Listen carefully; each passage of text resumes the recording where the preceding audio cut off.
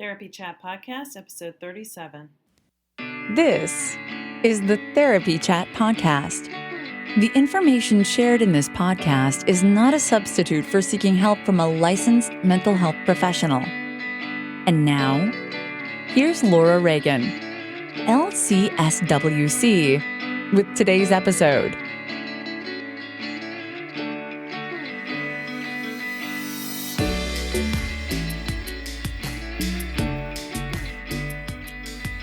Hi, this is Laura Reagan, your host for Therapy Chat.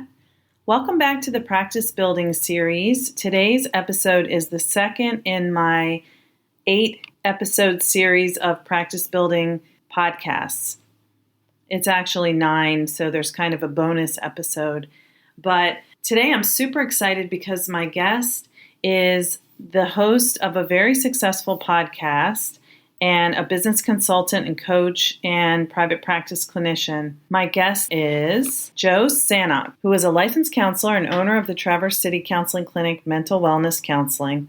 He's also a small business consultant helping businesses optimize structure through psychology and marketing principles. Joe is the host of the very well-known podcast called Practice of the Practice, and he has a second podcast called How to Become a Consultant. You can find Joe online at www.practiceofthepractice.com, and you can find his podcast on iTunes. He's also on Facebook, Twitter, Pinterest, LinkedIn, and you can sign up for his newsletter.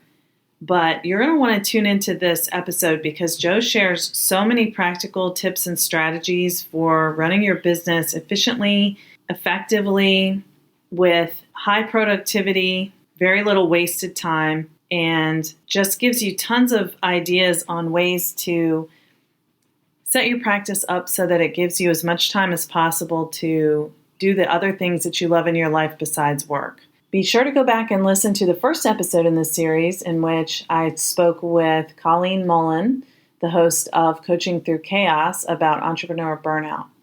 And Joe talks about that subject as well in this episode. So obviously it's something I'm really passionate about because I keep bringing it up. So I hope you'll enjoy this episode. Let's go ahead and get started. Hi, welcome back to the podcast. Today, my guest is Joe Sanok. Thank you so much for being here, Joe. Thanks for having me, Laura. Oh, I'm really glad that you could do it.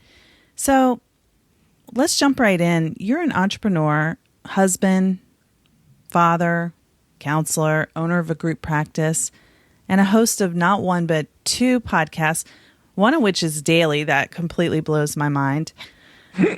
And you have your blog, plus you write for Psych Central as well, right? I do. Yep. All of that's true. And there may be other things you do too that I'm not even thinking of, but how do you find the time to do all that? I think, Laura, when I think back to my career, it was kind of essential for a while. So when I think back to 2012, when I launched Practice of the Practice, I had this small group practice that was on the side. I was working full-time at a community college as a counselor there, and I was doing maybe 4 to 6 sessions a week. So mostly Monday and Tuesday nights I would have it. And then I had a couple other people that were part-time in the office as well. And it was really just meant to be this kind of side thing that paid for vacations and, gave me extra money to just put into our house. It wasn't ever something that I thought I'm going to leave this county job that had really good benefits. And then in 2012, my daughter had open heart surgery. I had thyroid cancer. My wife had a miscarriage, and just a ton of things just fell apart in our family. Wow. My mom was just kind of coming over having cancer. And my brother got divorced. I mean, all these things that just our family got hit so hard that year. And so in having just the private practice on the side and then starting this blog to just talk about what I was learning in marketing, really every minute that I spent away from my family, I had to justify to myself why I wasn't hanging out with my daughter who was going to have heart surgery, or why if I'm going through cancer, I'm spending time blogging or doing other things. And so from the very beginning, I had a very lean mentality where I cut as much of the unnecessary fat out of things in my practice and in Practice of the Practice. And then as things got better for the Sanok family, in 2013, I launched the podcast and really still had that mentality. And it wasn't until March of 2015 that I fully left my full-time job. But I had showed up at work one day and I was walking down the stairs, and I remember thinking to myself that the amount of money that I could make in 1 hour of working was almost equivalent to the whole week of work at this place, because of the consulting fees that I was charging at that time. And I was just like, I'm losing money by being here. Like I built this thing that is making more money than my full-time job, working 5 to 10 hours a week. Like, what would happen if I left? And so my wife and I started having a lot of conversations. More, it was myself convincing myself. My wife was on board from the beginning. Like, yeah, you could work 25 hours a week. That sounds awesome. So, yeah. Really, I think at the core of it was that I started having to be super lean with how I ran my practice and how I ran my website. Well, thank you for sharing the personal stuff you had going on at the same time. And it's just astounding that you were able to do so much through all of that, because, I mean, it's hard enough when you're healthy and, you know, your family's not struggling with, you know, issues that people deal with throughout life, to build something like this. But I think that's really amazing. And one thing that just jumped out at me in what you were saying is, so many of us who start private practices keep another job, like your stable job, quote unquote, that gives you a steady paycheck and sort of gives you that reassurance that you will have enough money coming in. But it can be really hard for people to let go of that, like you mentioned. I know I kept a side job, and I had a part-time job when I started my practice, and I kept both until the practice was making as much as the other job, and I felt confident that I could, you know, at least replace that income and then let it grow. But I see so many therapists who say, you know, I'm exhausted and burnt out doing both, but I feel like I have to keep that other job. I'm just afraid I won't be able to make it if I go out on my own. And how did you get through that? Yeah, you know, when we were having those conversations, I ran a ton of different kind of scenarios, and it started with, what's it really take for the Sanok family to survive for a month? So if things were really bare bones, like, what would our food budget be? How much, like, could we cut back on going out and things like that? And when I saw how little it actually was, if, you know, we weren't going to maintain not that we have like a luxurious lifestyle, we're pretty frugal people. We paid off all of our debt before we had kids, and you know, we're on a 15-year mortgage for our house. So we try to be really smart with our money. But I think that looking at, okay, what's the minimum that I would actually have to bring in to pay for health insurance, because that's a non-negotiable, to pay for the house, to eat, to do all these things. So we started there and then worked backward and said, so what would that take? So if I'm charging $185 per session or $195 per session, I have now it's a 9-person private pay private practice where we don't accept insurance. So if I brought on one more person that even saw 3 more people a week, like, what would have to happen for us to do that? And so just kind of reverse engineering what it actually took. And when I saw how much I actually had to bring in per week, it took a lot of that fear away, because I was already doing that. And so I think starting there, I think it's really smart to have a part-time job or a full-time job outside of your practice as you launch it, because you can take risks that the average person that is fully dependent on their practice can't take. And so you can say, you know what, I don't want to take insurance, or I don't want to take that insurance, or I want to try to be private pay, or, you know, kind of whatever your imagination within your code of ethics allows. I think that having that stable income for a chapter of your business growth is really a smart idea. Now, what happens sometimes is people have this false security that somehow having that full-time job is helping them move forward in life. And that's where I think a lot of people get trapped, because in most full-time jobs, the only way to make more money is to become a supervisor. And what comes with being a supervisor is usually being on call, having more responsibility, more hours. So that's less time you can then put into your private practice. And so, I mean, it's rare for people to get a 5 or even 10%, raise each year. And just to keep up with inflation, cost of insurance, all of those things, you're really losing money every year that you stay at a full-time job in most cases. And so making sure that you're looking at, okay, I'm making the same amount I made last year, but my health insurance just went up, or the amount I have to contribute to, other people's pension, or whatever your situation is, the longer you often stay at that full-time job, the harder it's going to be to leave, and you're going to make less money and not be able to put in that time to your private practice. Yeah. So do you have any advice for people who are just feeling that, that fear that, well, I might not be able to make it? What can people do? Yeah, well, one thing, I actually have a blog post. I took all of this. I figured I had made all of these like Excel spreadsheets to run numbers and such. And I had a guy in Eastern Europe I found on Upwork.com that coded it out to have actually a calculator on my website for when you can leave your full-time job. So I'll give you a link to that for the show notes, because what you can do is you can enter in your salary, look at your current pay stub, and look at exactly how many clients you would need for it to match up. So you can do all that math without having to do all that math. So I would start there in using that when to leave your full-time job calculator on practiceofthepractice.com. And then start to look at kind of some of the realistic options. So if you're seeing one person a week, it's probably not time to leave your full-time job. But if you're seeing 10 people a week, or opening up an evening for 6 months, or opening up a Saturday for 6 months, pushing yourself to kind of do a sprint, but viewing it as a sprint, that it's not going to be a marathon where you're going to be working 60 hours a week forever. But the intentional goal is that you're going to get enough momentum in that private practice that when you leave your full-time job, that you've got that momentum, and it's not just crickets when you leave and then you're pushed up against a wall and then you just go get another full-time job. Wow, that's great. So I love the practical tip with the calculator. That's a really awesome resource. So I'll be sure to link to that in the show notes. So I've really watched your practice grow. We haven't talked before today other than through Facebook, but I've been watching from afar, as and I've listened to your podcast. I can't say I listen all the time, but I definitely have listened to it and learned from it already. And I see how on your blog you've been very transparent about how much you're bringing in per month. And it's very inspiring for anyone who wants to grow a private practice to see how, it started off as side income, like you mentioned, and how much you're bringing in, month by month, how it's increased, and exactly what the different sources were for your income.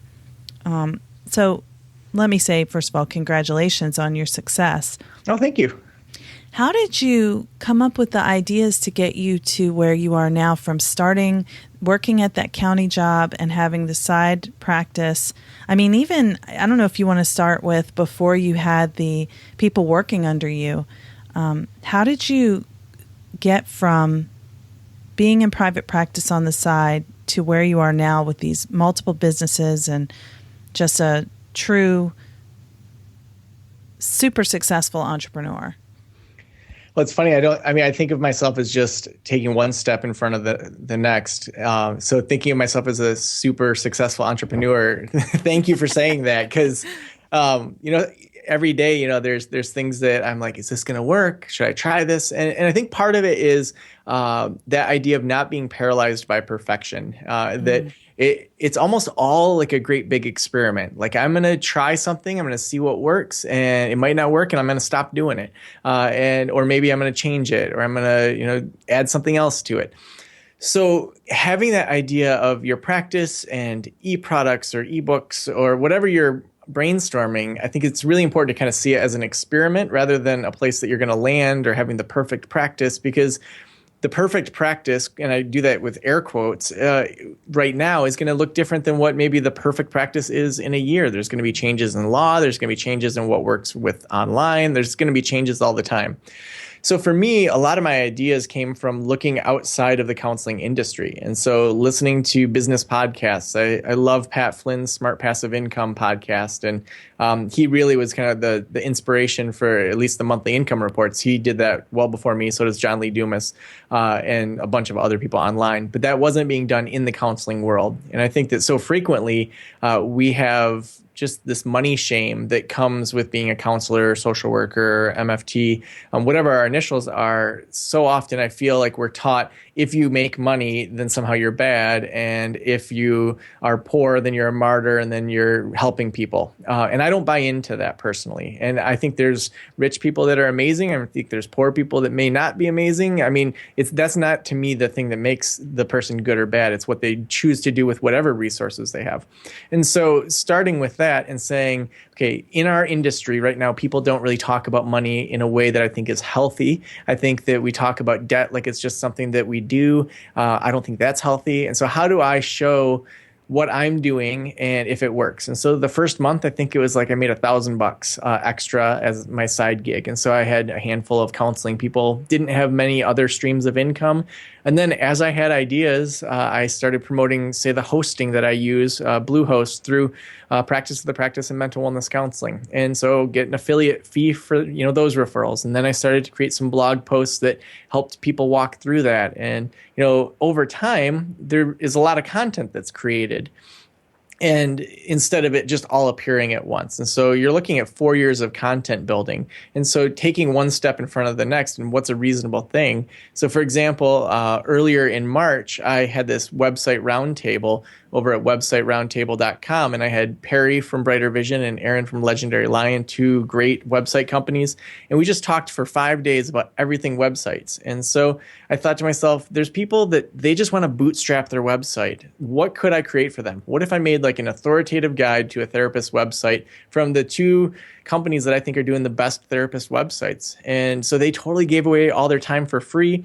We made an ebook out of the transcription with links in it, and it walks people screenshot by screenshot through how to build a website. And so for me, asking myself, what are the things that I needed when I was starting a practice but just got frustrated with, and how do I create that, but then also how do I monetize that? And so when you're creating that good content, whether that's in your private practice, having resources for people dealing with anxiety, depression, cutting, whatever those resources are, and then how are you going to monetize that? That could be through counseling. I mean, that's the clearest way to make money off of those resources, because each client is going to have a certain worth. If they come 10 times and you charge $120, that person is worth $1,200.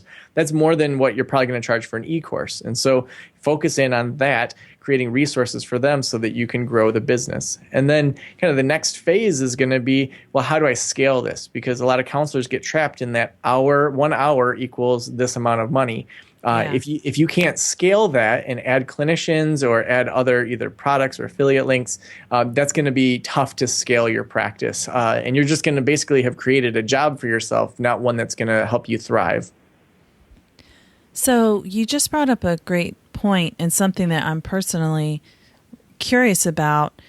How do you scale the growing from a one-person solo practice to a group practice in a way where, because I've read some articles, it sort of seems like, bring in an associate and then you make money and they make money and you're serving more people and your practice grows. But I've read some articles where they pointed out that if you don't do it right, you can end up either just breaking even for more work or losing money when you bring in associates. Can you talk about that?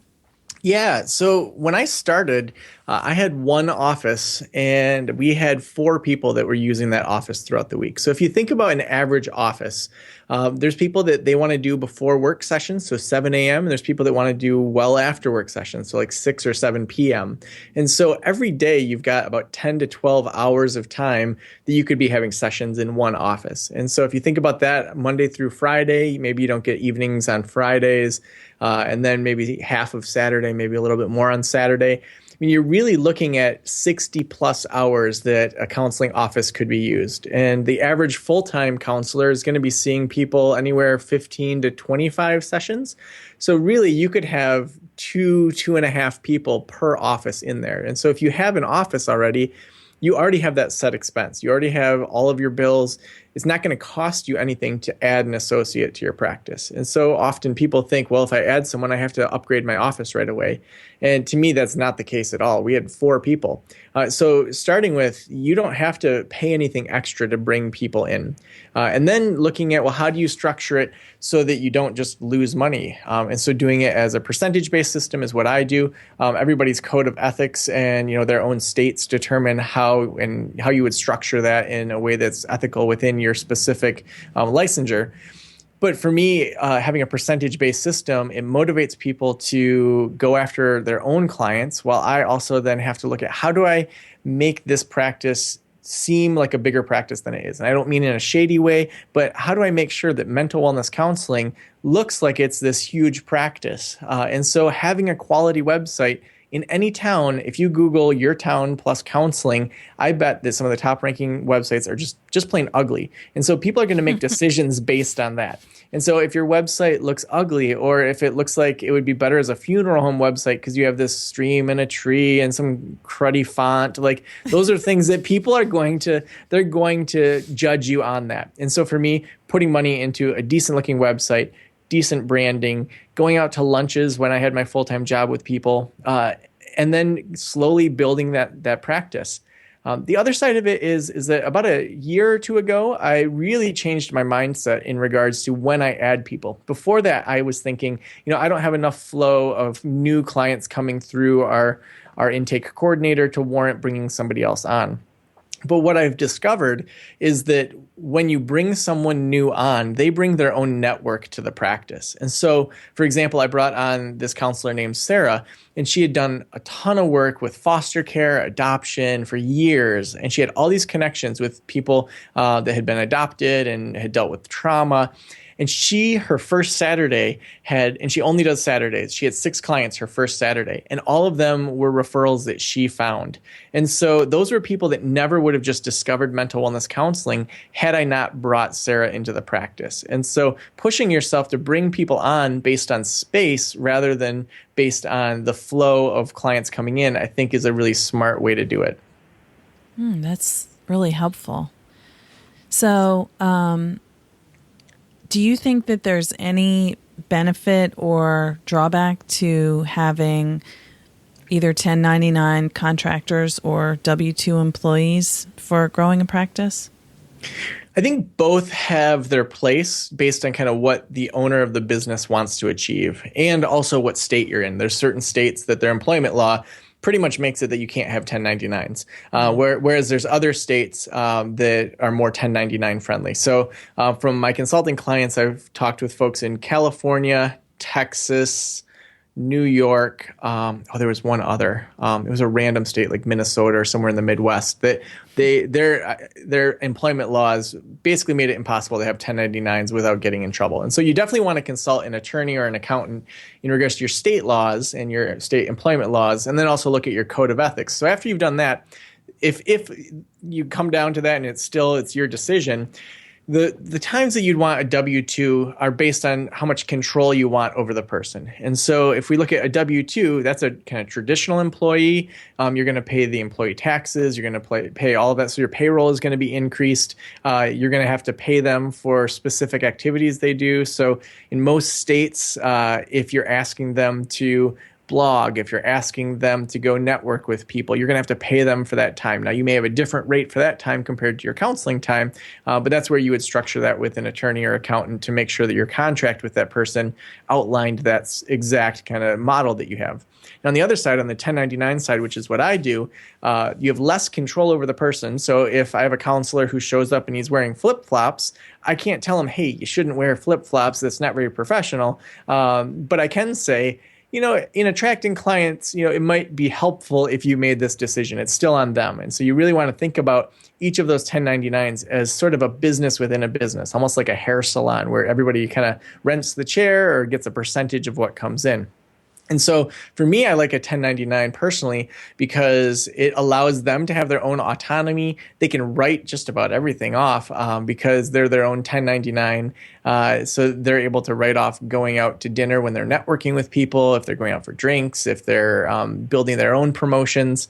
So for my 1099s, they really like it. And then I also like it because it's a lot less payroll in regards to payroll taxes.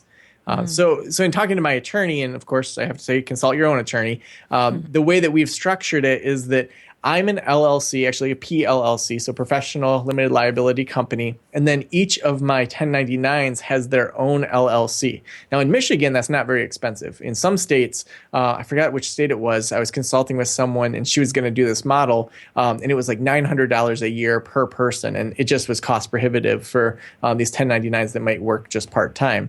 So I pay their LLC and then their LLC pays themselves. And so I don't write checks to the person, I write checks to another company, which what really happens with that is then if the IRS ever audits me, my attorney has explained that they won't be able to make the case that they're actually W-2 employees because I'm paying another company for their services.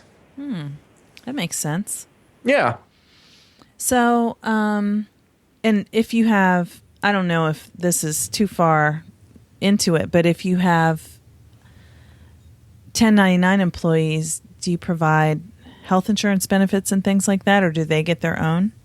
No, they get their own. So the more that you kind of offer them, the more they look like a W-2. And so you want to think about a 1099 in the same way you would think about someone you would pay to mow your lawn. You're not going to tell them, hey, you can't wear a red t-shirt when you're on my property. You're not going to tell them, here's how you market your lawn care. You're just going to tell them the business that you want them to do, the final outcome. So mowing your grass, or the final outcome I want is I want you to do good counseling. I want you to show up on time. I want you to get payment. I want you to do the actual counseling within the ethics. And so outlining what's the objective, but then how they get there. So how do they keep their paperwork? I don't audit their files. I don't make sure that they're within their code of ethics. That's something that they have to do as part of their contract with me.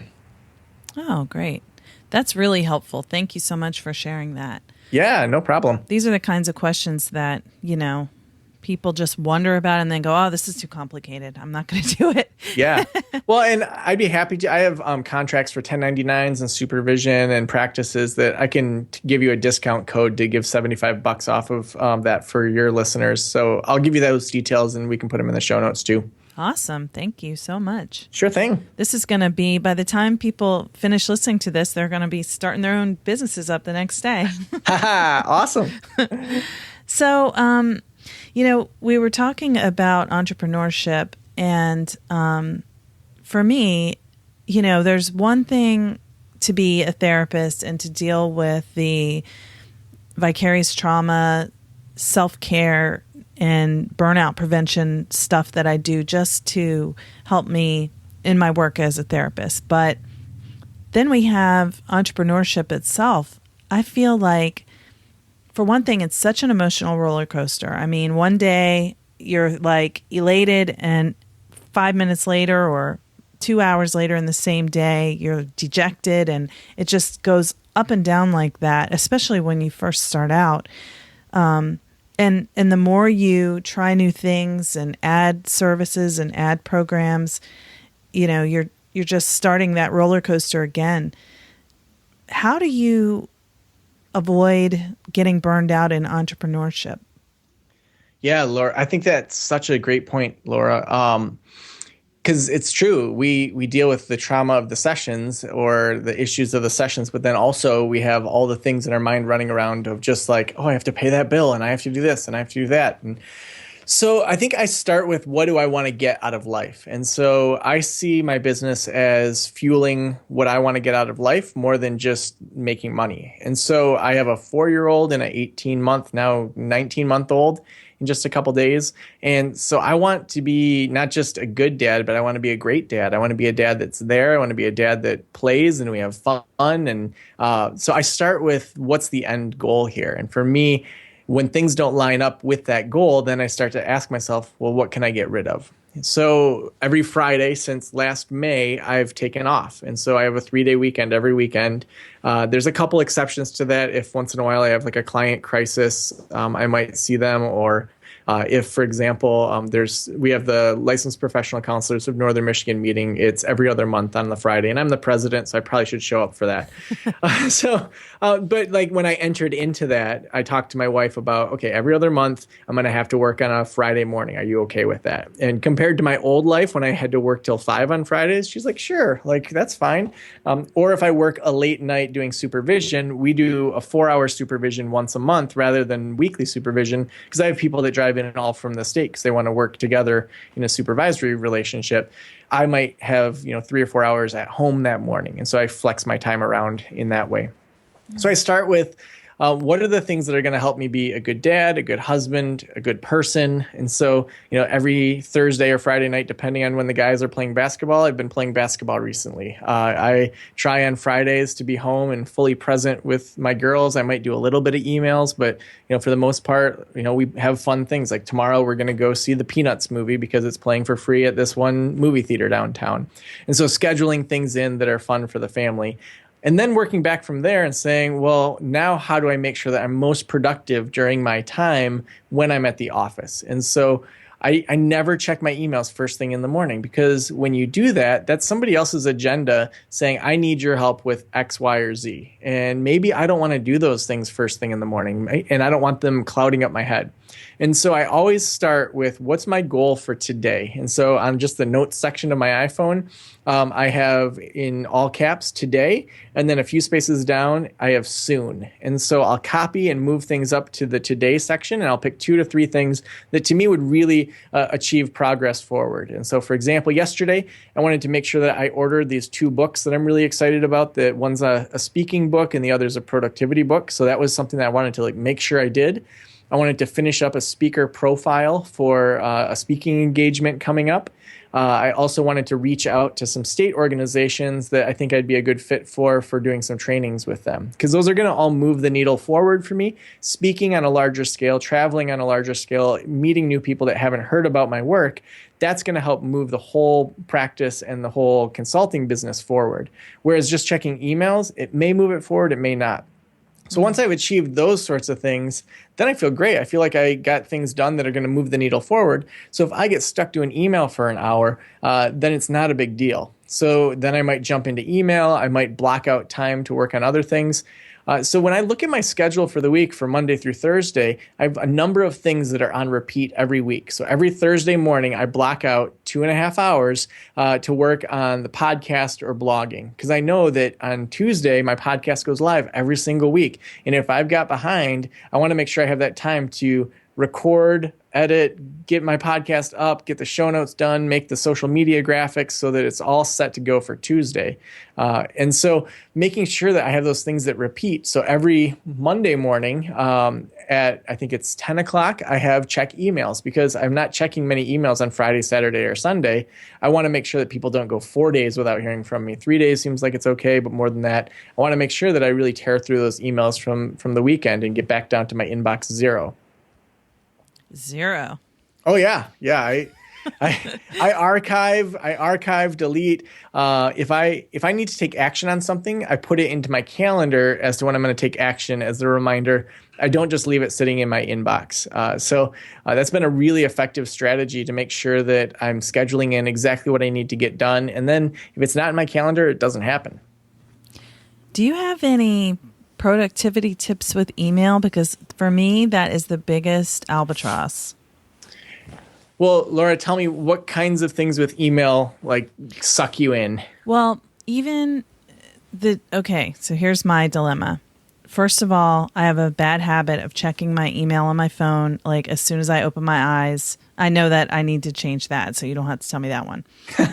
But when I'll check my email, and the problem is I'll check my email on my phone, and then I can flag it on my phone to follow up with it, but it doesn't translate to my inbox on my Gmail on my computer. So they're not flagged in the inbox. So I'm basically having to look at them again, and I lose track of things because so many emails are coming in. If I have, say, 30 in my inbox that shows on the screen before I scroll to the next page, and so I don't have a 0 inbox like you, and I wish I did. whatever's on the next page, I may not even see again. So like getting it, I don't have a way to easily put it into a calendar to say, follow up on this. It's just like all manual, and it's very, very time consuming. So if we were to take 100 emails and break them into like 3 or 4 categories, what 3 or 4 categories would those fall into?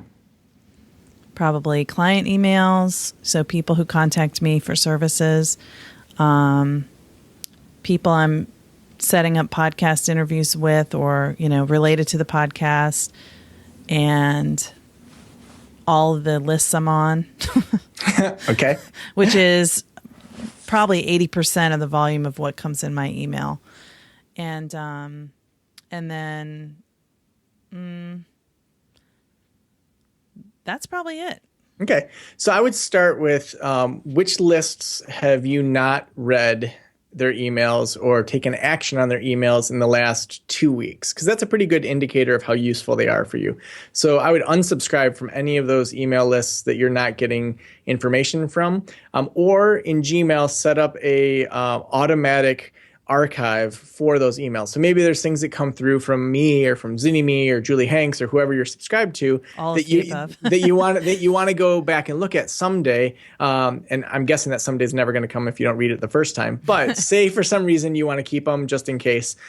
Just set up a rule that any email that comes through from them, from that email, automatically gets archived. Now, what you'd want to watch for is, like, for example, you and I have been emailing about this podcast. If you know that you're looking for an email from me or Julie Hanks or Zinni, it's going to automatically be archived instead of having that back and forth. And so that's where you'd want to maybe turn that rule off if you know that you're having, myself on your podcast. So if that's going to solve 80% of it, I would start there, unsubscribe or set up some rule within Gmail. And it may take you an hour to figure all that out, but that's going to save you so many hours of time. Then second, asking yourself, like, where's the money in regards to these emails? So you subscribe to those email lists because they're going to teach you how to do marketing to eventually get more clients. And then you have clients emailing you that are clients ready to pay you. So the purpose of the email lists is to get clients, but then you're getting clients that you're not responding to in a timely manner. So maybe you look at, okay, how do I get to these emails quicker? It may be that you hire a virtual assistant that's going to do follow-up phone calls or emails, or all the emails that come through your counseling website go to this VA. And a lot of people think $ when they hear virtual assistant. But Zoe, our intake coordinator for mental wellness counseling, she does all the intake phone calls. So when you dial our phone number and hit 0, it rings to her cell phone in Texas. She says, mental wellness counseling, this is Zoe. It's our local phone number. People don't have any idea that she's down in Houston. And then she also gets all of the intake emails. So when someone emails intake@mentalwellnesscounseling.com, that goes directly to Zoe instead of to me. Now, that does a couple things. It frees you up to spend time on the things that are more kind of CEO type things for your practice, even if it's just you, like to have that big picture thoughts. So it frees you up.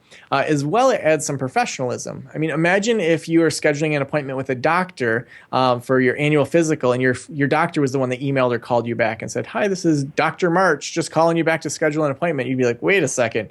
This is kind of weird. Why is my doctor calling me instead of someone that works at his front desk staff? So that would be a red flag. But somehow in the counseling world, we say, oh, no one can do it like me. But actually what I found is that it's become more streamlined, where then Zoe has those conversations with my new clients, gets them scheduled in, and they just automatically appear in my schedule. And so I pay her $15 an hour, and I bet that I can't think of a month that I've paid more than $150 for her to run the entire practice. And so that's for me with an entire practice of 9 people. And Only so for paying most, her $150 a month, and she's able to do all that? Yeah. Wow. So she's responding to emails, phone calls. We've really kind of streamlined how she does it so that she's not wasting time. And so we think that it's going to cost all this money. But Laura, imagine if you knew for $50 a month, someone would respond to emails, they'd schedule people in, and you would get more intakes because of it. Your practice then can grow, and that $50 then has become $600 that month. And so it actually made you money rather than make you lose money. Yeah, that's pretty compelling. Yeah. So then all you'd be left with your email would be current clients that are saying, oh my gosh, my son did this. What do I do? Which, of course, you want to respond to that for good customer care. You don't want your intake coordinator responding to those. So you'd have that. And then you'd be left with your podcast guests. So you've just taken 90% of your emails off your email. And then you can actually take action on things that require you to take action on them rather than someone else that could take action on it for you. Sounds so simple. It is. And people are like, you do so much. I'm like, yeah, I worked 91 hours last month. It's crazy. Like, I mean, like for the whole month, 91, not per week. And so when you set up these systems, it becomes a permanent solution rather than, great, I got through my email, but like this flood of email keeps coming. Well, figure out where that water source is, turn it off, and then you can actually make some progress on your practice.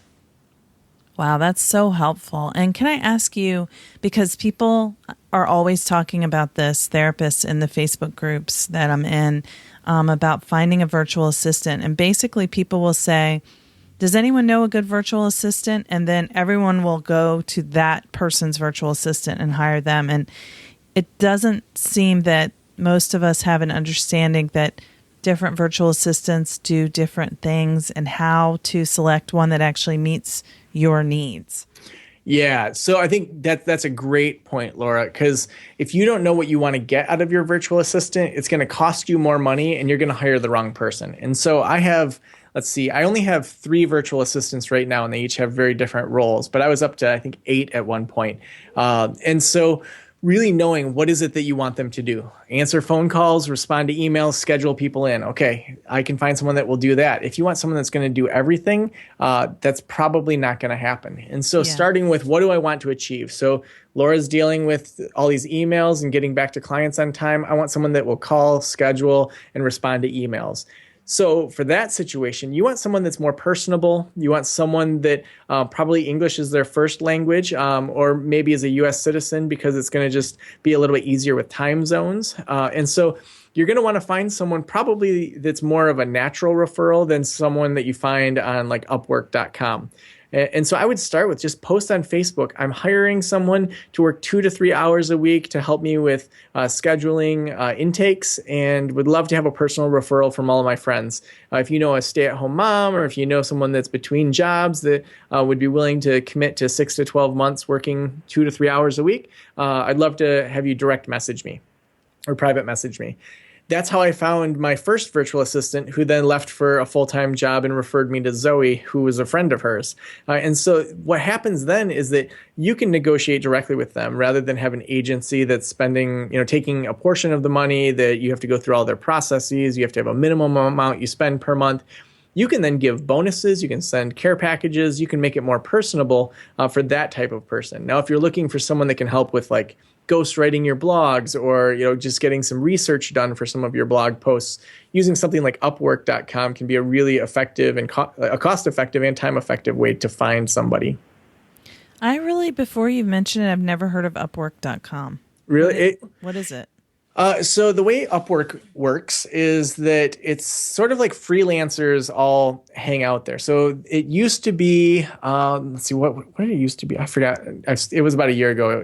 There was a couple other names that it was known as. But Upwork.com, it's freelancers that do a lot of different things. So they may do coding for websites. They might do logo design. They might do ghostwriting. They might answer phones. And so you can post a job and then invite people to apply for it. So for example, let's say I was writing a blog series that was about marketing a private practice. I might say, I need someone to do some research in regards to marketing a private practice for a blog series I'm doing. This is going to be a 10-part blog series, and these are the specifications that I have for the kind of research I want. I want one journal article about marketing that has to do with small businesses that I can cite. I want you to break down the essentials of that, and that's going to be kind of your interview. And then if you end up getting selected for the job, then that'll count towards your 10 research things that you're going to be doing for me.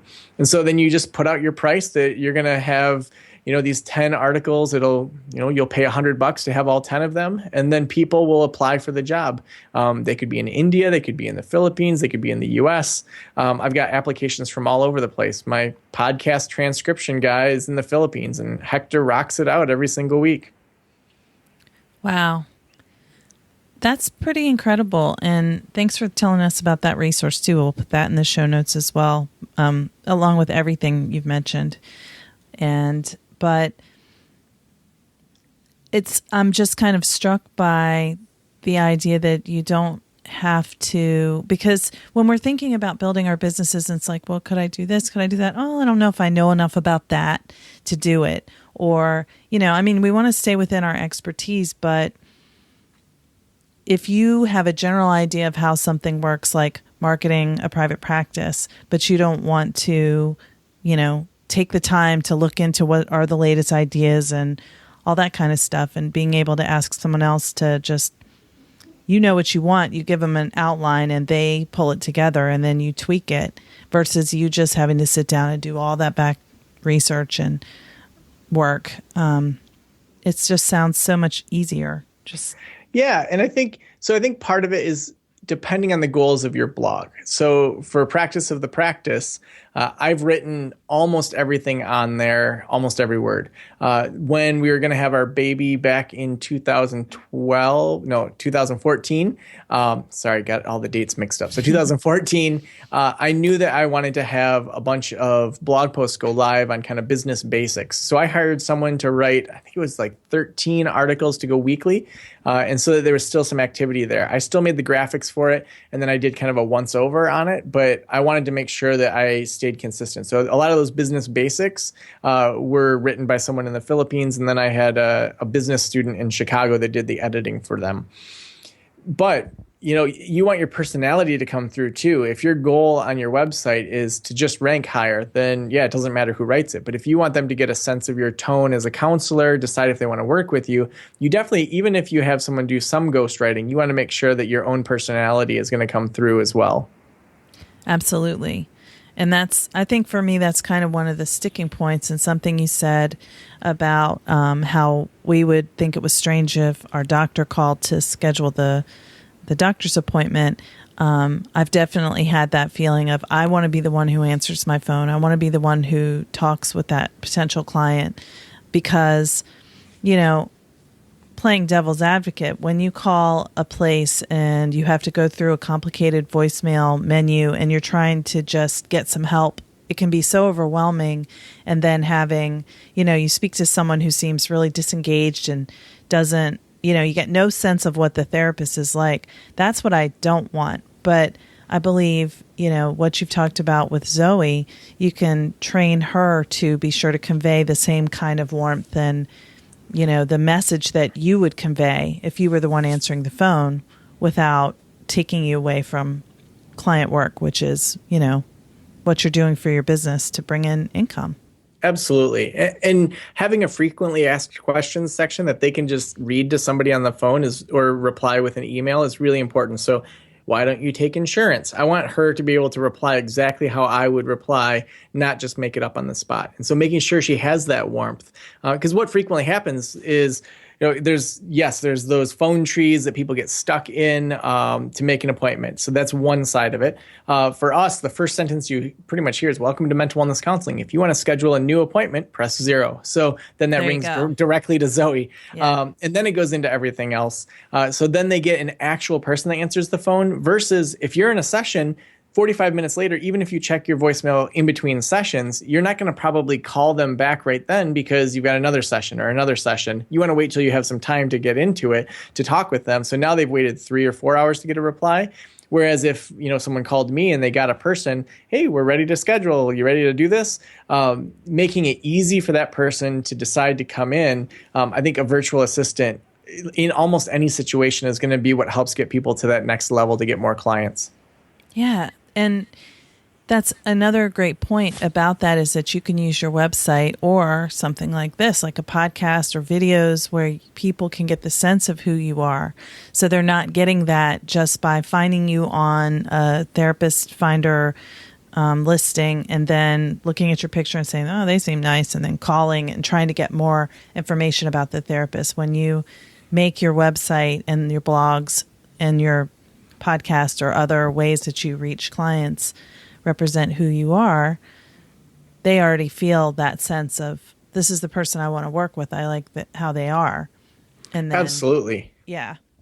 Well, and even thinking about the content you're creating with this podcast, so maybe you would have someone transcribe each of these podcasts, and then you do that as a separate blog post on the website where it's an interview with Joe Sanok. And so then you get that SEO from it. And then maybe you take your top 10 interviews and you put it into an ebook that's a download for a lead magnet. So what a great idea. Thank you. Yeah, 9 or 10 case studies of therapists that are rocking it out. And then that becomes an email opt-in on your website for people to sign up for your email list where they get that free ebook. And all it is transcriptions that maybe you've added a little bit extra to, like their pictures and reformatted it. But that you basically have, your top 9 case studies of awesome therapists and what, the big takeaways are from them. And then you're not having to recreate a brand new ebook, a brand new blog post, a brand new podcast. Each podcast then has 2 or 3 or 4 different purposes to save you that time. Yeah, that's really helpful. And, I think in the past I would have thought, well, that's kind of disingenuous to take something you already did and then repackage it and give it to people. But on the other side of it, it's easier for people to just find the information that they're interested in all in one place when you put it together like that. So it's not disingenuous at all. It's making it more accessible to people who want it. Well, absolutely, because I think about just recently with the bombings in Brussels, I think my daughter was sleeping, but I wanted to read about it. So CNN, they transcribed what they had reported on a blog post so I could read it rather than watch the video. If I could only have watched the video, I would have gone to a different site because I didn't want to have that audio waking everybody up. Yep. Whereas just reading it was really important to me. So people are going to consume things in a different way or in the way that they want. And the big question is, are you going to provide those multiple formats for them to consume, or are they going to have to go to somebody else? Yeah, that's great info. This is so helpful. I'm really excited. I Thanks, hope people Laura. who are listening are going to be inspired too and say, oh my, I can do so much. So to finish up, can you talk about where people can get more from you and, anything else you have going on that you want people to know about? Yeah, absolutely. So the 3 kind of big groups that I work with are people that are starting a private practice, people that are growing or scaling a private practice. Oftentimes that's groups, and then people that are moving into consulting. And so I have different resources for kind of each of those 3 groups. And so people that are starting a practice, I have a free 28-step checklist to take you through exactly what you need to do to launch your private practice. And then after that, I'll send you a video of how to start a private practice for $200 in one day. And so it kind of walks you through where I would spend $200 to start a practice. And so you can get that at practiceofthepractice.com/start. And then if you're growing your practice, just head on over to practiceofthepractice.com/grow, and you can get a free copy of my ebook that's usually $10 on Amazon. And then if you're looking at doing consulting, if you go over to becomeaconsultanttoday.com, I have my podcast over there. There's a bunch of downloads for how to start becoming a consultant. Awesome. Thank you. And I love the way you have it broken down: start, grow, and then becoming a consultant. That's just clear and simple and easy for people to find and navigate. Yeah, thank you. Joe, thank you so much for being on today. This was really fun and super informative. I'm excited to share all this great information that you've offered with my audience. Well, thanks so much, Laura. I really appreciate the opportunity. Hey there, it's Laura Reagan again. I hope you enjoyed my interview with Joe Sanok from Practice of the Practice. He offered so many tips and tools. I was just amazed, and I hope you got a lot out of it. The show notes will be posted soon with links to everything he mentioned, and I hope you enjoyed this and found it useful. Love to hear your feedback. Please go to iTunes and leave a comment, rating, and review. I would love to hear what you think about this practice building series and this episode and all the other episodes. So thanks again for listening, and Until next time, take care. Thank you for listening to the Therapy Chat Podcast with Laura Reagan, LCSWC. For more information, visit Laura's website at www.laurareaganlcswc.com.